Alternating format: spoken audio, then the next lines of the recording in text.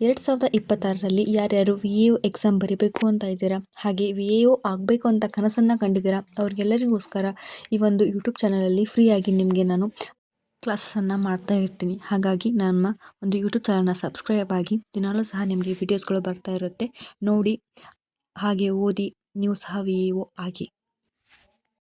ಬನ್ನಿ ಶುರು ಮಾಡೋಣ. ಇವು ಫಸ್ಟಿಗೆಲ್ಲ ಸಿಂಪಲ್ ಕ್ವಶನ್ಸ್ ಇರುತ್ತೆ, ಯಾಕಂದರೆ ಸಿಂಪಲ್ ಕ್ವಶನ್ಸ್ ಎಷ್ಟು ಜನಕ್ಕೆ ಗೊತ್ತೇ ಇರೋದಿಲ್ಲ. ಸೊ ಭಾರತದ ಸಂವಿಧಾನ ಯಾವ ದಿನ ಜಾರಿಗೆ ಬಂತು? ಇದು ಗೊತ್ತಿರುವಂಥ ವಿಷಯ ಎಲ್ಲರಿಗೂ. 26 ಜನವರಿ 1950 ಈ ದಿನವನ್ನು ನಾವು ಗಣರಾಜ್ಯೋತ್ಸವ ದಿನವನ್ನಾಗಿ ಸಹ ಆಚರಣೆ ಮಾಡ್ತೀವಿ, ಇದು ಸಹ ನೆನಪಿರಬೇಕು. ಆಮೇಲೆ ಸೆಕೆಂಡ್ ಒಂದು ಬಂದ್ಬಿಟ್ಟು ಕರ್ನಾಟಕದ ರಾಜಧಾನಿ ಯಾವುದು? ಇದು ಸಹ ಎಲ್ರಿಗೂ ಗೊತ್ತಿರತಕ್ಕಂಥದ್ದು, ಸಿಂಪಲ್ ಆಗಿರುವಂಥದ್ದು ಬೆಂಗಳೂರು. ಥರ್ಡ್ ಕ್ವಶನ್, ಭಾರತದ ಮೊದಲ ರಾಷ್ಟ್ರಪತಿ ಯಾರು? ಈ ಸಲ ನೀವು ಭಾರತದ ಮೊದಲ ರಾಷ್ಟ್ರಪತಿ, ರಾಜ್ಯಪಾಲರು, ಮುಖ್ಯಮಂತ್ರಿ ಇದನ್ನೆಲ್ಲ ಸಹ ನೀವು ನೆನ್ಪಿಡ್ಕೋಬೇಕಾಗುತ್ತೆ. ಇದರಲ್ಲಿ ಮೊದಲ ರಾಷ್ಟ್ರಪತಿ ಬಂದ್ಬಿಟ್ಟು ಡಾಕ್ಟರ್ ರಾಜೇಂದ್ರ ಪ್ರಸಾದ್ ಆಗಿರ್ತಾರೆ. ಫೋರ್ತ್ ಕ್ವಶನ್ ಬಂದ್ಬಿಟ್ಟು ಕರ್ನಾಟಕದಲ್ಲಿ ಎಷ್ಟು ಜಿಲ್ಲೆಗಳಿವೆ?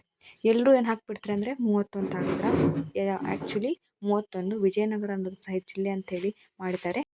5ನೇ ಕ್ವಶನ್ ಬಂದ್ಬಿಟ್ಟು ಕರ್ನಾಟಕ ಎಂಬ ಹೆಸರನ್ನು ರಾಜ್ಯಕ್ಕೆ ಯಾವ ವರ್ಷದಲ್ಲಿ ನೀಡಲಾಯಿತು? 1973ರಲ್ಲಿ. 6ನೇ ಕ್ವಶನ್ ಬಂದ್ಬಿಟ್ಟು ಕನ್ನಡದ ಮೊದಲ ಜ್ಞಾನಪೀಠ ಪ್ರಶಸ್ತಿ ಯಾವ ಕೃತಿಗೆ ದೊರೆಯಿತು? ಅಂದರೆ ಯಾವ ಕೃತಿ ಅಂತ ಕೊಟ್ಟಿದ್ದಾರೆ. ಆನ್ಸರ್ ಬಂದ್ಬಿಟ್ಟು ಶ್ರೀರಾಮಾಯಣ ದರ್ಶನಂ.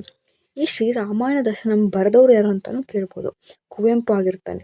ಸೊ ಕುವೆಂಪು ಅವರು ನಾವು ರಾಷ್ಟ್ರಕವಿ ಅಂತಲೂ ಕರಿತೀವಿ. ಹಾಗೆ ಕುವೆಂಪು ಅವರು ಏನಿದಾರಲ್ಲ, ಅವರು ಜ್ಞಾನಪೀಠ ಪ್ರಶಸ್ತಿ ಪಡೆದಂತಹ ಮೊದಲ ಕನ್ನಡಿಗರಾಗಿರ್ತಾರೆ.